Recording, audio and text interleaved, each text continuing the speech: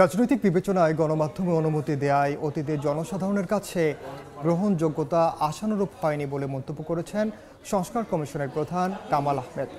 একই মালিকের নিয়ন্ত্রণ থাকায় খবরের ভিন্নতার প্রতি নেই বলেও ক্ষোভ জানান তিনি। দুপুরে সিলেট জেলা শিল্পকলা একাডেমিতে গণমাধ্যম সংস্কার কমিশনের সঙ্গে বিভাগের সাংবাদিকদের সঙ্গে মতবিনিময় সভায় এই কথা বলেন তিনি। সাংবাদিকদের বেতন কাঠামো নিয়ে সংস্কার কমিশনের প্রধান বলেন, টেলিভিশন সাংবাদিকদের জন্য অভিন্ন বেতন কাঠামো দরকার। তবে গণমাধ্যম সংস্কার কমিশন এ বিষয়ে শুধু প্রস্তাবনা রাখতে পারে, বাস্তবায়নের জন্য অর্থনৈতিক ব্যক্তিরা ভাববেন।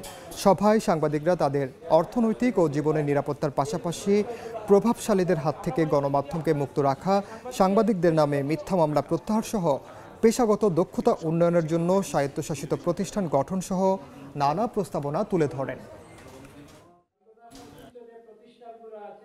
যারা এই গণমাধ্যম শিল্পে কাজ করছেন, সাংবাদিক বা গণমাধ্যম কর্মী, তাদের আর্থিক নিরাপত্তার যদি নিশ্চিত না করা যায়, তাদের যদি অর্থনৈতিক সংকটের নিরসন না হয়, তাহলে এই গণমাধ্যমের মধ্যে দুর্নীতি ঢুকে পড়বে। এই দুর্নীতিটা বন্ধ করার ক্ষেত্রে সবচাইতে মোক্ষম হাতিয়ার হচ্ছে যে সবার আয় রোজগারের নিশ্চয়তাটা নিশ্চিত করা।